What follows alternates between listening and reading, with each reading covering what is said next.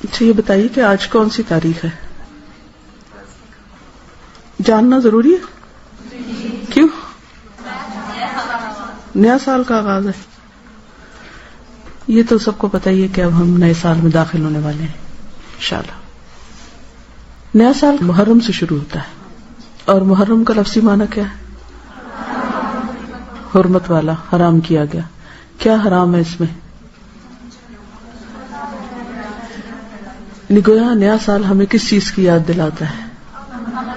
امن کی، پیس کی، کہ اس میں مسلمانوں کا جان، مال، آبرو ایک دوسرے پر حرام ہے. لیکن کتنی حیرت کی بات ہے کہ اسی مہینے میں ہم سب سے زیادہ ایک دوسرے کی جان، مال، عزت، آبرو حلال کر لیتے ہیں. خصوصاً آپ دیکھیں کہ پاکستان میں کیا ہوتا ہے محرم آنے پر، ہر ایک خوف زدہ ہوتا ہے. کیوں؟ کیا سوچ کے خوف زدہ ہوتے ہیں؟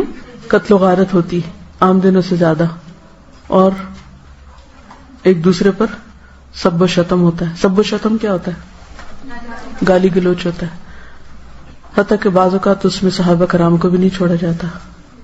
عام مسلمانوں کی عزت و آبرو تو اپنی جگہ، لیکن فَلِلَّهِ الْعِزَّةُ وَلِرَسُولِهِ وَلِلْمُؤْمِنِينَ، اور مومنوں میں بھی جو نبی صلی اللہ علیہ وسلم کے ساتھی تھے ان کی عزت و آبرو ہم سے کہیں زیادہ محترم ہے. تو یہ بڑی دکھ اور تکلیف کی بات ہے کہ اس مہینے میں اور اسلامی سال کے آغاز میں جس چیز سے ہمیں سب سے زیادہ پرہیز کرنا چاہیے اور جس سے رکنا چاہیے ہم وہی کرنے لگتے ہیں. عزت و آبرو کے بعد جان، مال، املاک. کچھ عرصہ پہلے کراچی میں جس طرح محرم کے مہینے میں دکانیں چلائی گئی، مارکیٹ چلائی گئی، وہ سب بھی آپ کے سامنے.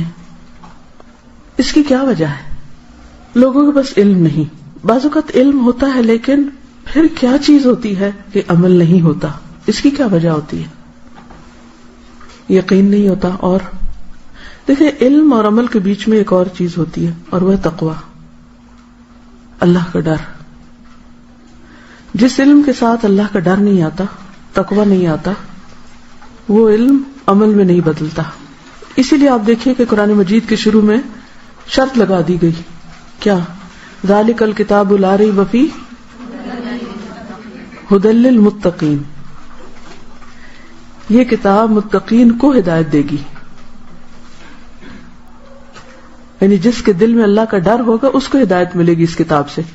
اور ہدایت کا معنی آپ کو معلوم ہے نا، کسی کو راہ دکھانا اور اس پر چلانا اور منزل تک پہنچانا. کتاب کھولنے سے راہ تو نظر آتی ہے لیکن اس پہ چلنا اور پھر منزل تک پہنچنا یہ صرف اس وقت ہوتا ہے جب انسان کے اندر کیا آتا ہے؟ تقوی، اللہ کا ڈر. اللہ کا ڈر ایسی چیز ہے کہ انسان چاہے سب لوگوں کے بیچ میں ہو، چاہے وہ تنہا ہو، دن میں ہو یا رات میں ہو، اندھیرے میں ہو یا روشنی میں ہو، کہیں بھی ہو، وہ حرام سے بچتا ہے، وہ غلط چیزوں سے بچتا ہے، وہ اللہ کی نافرمانی سے بچتا ہے.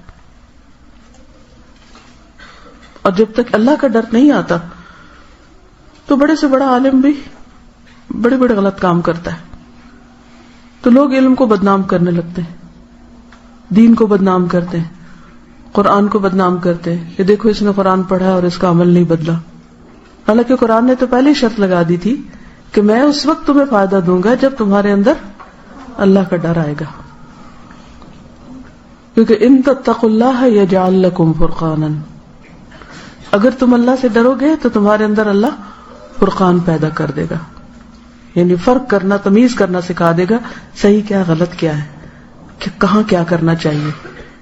کیونکہ علم پر عمل اصل میں ہے کیا کہ کس چیز پر کب کہاں کیسے عمل کریں، کس موقع پہ کیا کریں. اسی کا نام حکمت ہے پھر، جو اس سے اگلا درجہ ہے. اور یہ بھی اللہ کس کو دیتا ہے؟ جس کو چاہتا ہے. اور وہ کیا دیکھتا ہے؟ کس کو دوں؟ جس کے اندر طلب ہو، تڑپ ہو. اور وہ طلب تڑپ کس چیز کی؟ کہ اللہ مجھ سے راضی ہو جائے، کہ مجھے اللہ وہ سکھا دے کہ جس سے میں وہ کام کروں کہ جس سے میرا رب مجھ سے راضی ہو جائے. اور جب یہ تڑپ آتی ہے تو پھر اللہ اس بندے کی قدردانی کرتا ہے. آپ ایک قدم اس کی طرف چلتے ہیں، وہ 10 قدم آپ کی طرف آتا ہے. وہ آپ کے لیے آسانیاں کر دیتا ہے. انسان کو انسان کے نفس کے شر، اس کے فتنوں اور شیطان اور لوگوں کے شر اور بہت سی خرابیوں سے انسان کو محفوظ کر دیتا ہے، اور یہ اس کی بہت بڑی نعمت ہوتی. تو محرم کی آمد کے ساتھ ہم سب کو پھر ایک بار اس سبق کو دہرا لینا چاہیے اور اپنے ساتھ کچھ عہد و پیمان کرنے چاہیے کہ میں اپنی زبان سے کسی کو بے آبرو نہیں کروں گی، کسی کے ساتھ ایسا معاملہ نہیں کروں گی کہ جس سے دوسرے کی توہین ہو، نہ سامنے اور نہ پیچھے. بہت سے لوگ سامنے تو مسکین بن جاتے ہیں، کچھ نہیں کہتے، لیکن جب دوسرا سامنے نہیں ہوتا پھر کیا کرتے ہیں؟ غیبت کر کے بیک بائٹنگ کرتے ہیں، کمر نوچتے ہیں، مردہ بھائی کا گوشت کھاتے ہیں، اور کچھ بڑے بہادر بنتے ہیں اور کہتے ہیں ہمیں کسی کا ڈر نہیں، ہم تو منہ پہ بھی کہہ سکتے ہیں. وہ اس سے بھی زیادہ بدتمیز ہوتے ہیں کہ جو اپنے آپ کو بڑا کانفیڈنٹ اور بولڈ سمجھتے ہوئے لوگوں کے منہ پر ان کو ذلیل کرتے ہیں. قرآن مجید میں آتا ہے وَيْلٌ لِكُلِّ ہُمَزَةٍ لُمَزَةٍ. یہ ہمزۃ لمزہ کون ہوتا ہے؟ جو پیٹھ پیچھے بھی برائیاں کرنے کا خوگر ہوتا ہے اور منہ پہ بھی کرتا ہے، کہیں بھی باز نہیں آتا، اشاروں سے بھی کرتا ہے اور زبان سے بھی کرتا ہے. تو مومن اور منافق کا فرق یہی ہوتا ہے کہ مومن با اخلاق ہوتا ہے، منافق کے اندر کبھی اچھا اخلاق نہیں آ سکتا، وہ بد اخلاق ہوتا ہے. تو ایمان کا تقاضا یہی ہے کہ ہم اللہ سے ڈریں اور وہ کام کریں جو اللہ کو راضی کر دیں. محرم سے پہلے کیا ہوتا ہے؟ ذوالحج. ذوالحج کس بات کی یاد دہانی کراتا ہے؟ آخرت کی اور قربانی کی. کس کی قربانی؟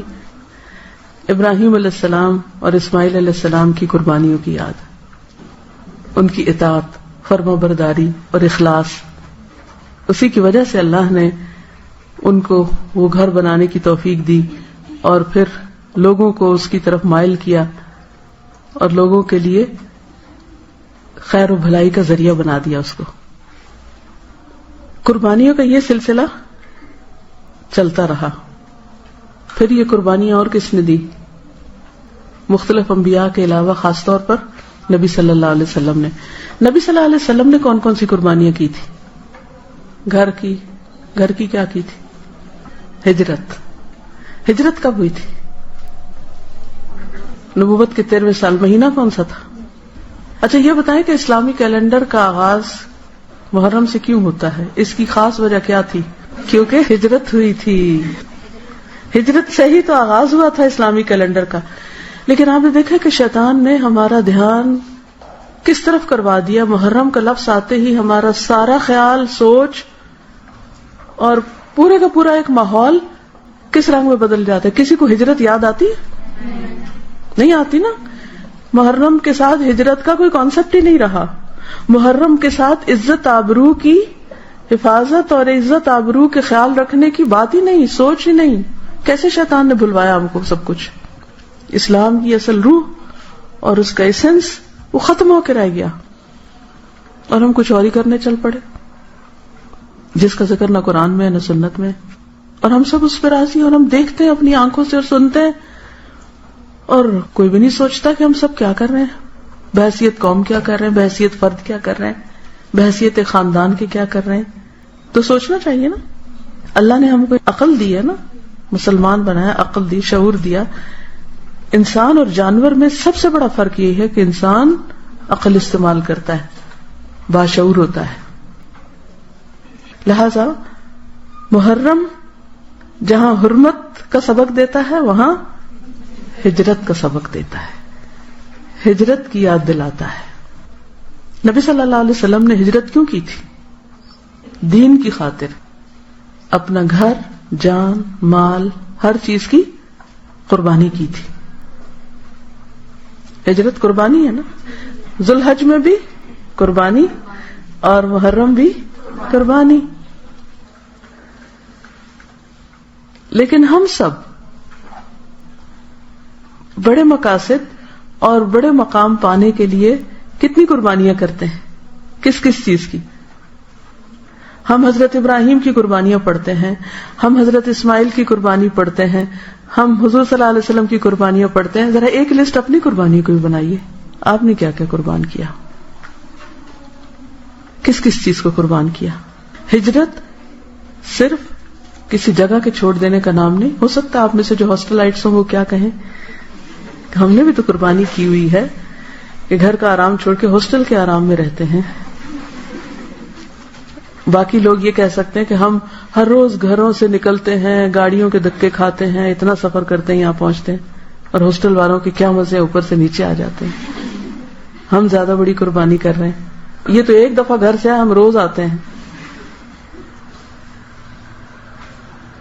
تو ہجرت صرف ایک جگہ سے دوسری جگہ جانے کا نام نہیں، اور صرف تھوڑا سا وقت یا مال یا جان قربان کرنے کا نام نہیں، بلکہ ہجرت ہر اس چیز کو چھوڑنے کا نام ہے جو اللہ اور بندے کے درمیان دوری پیدا کرے.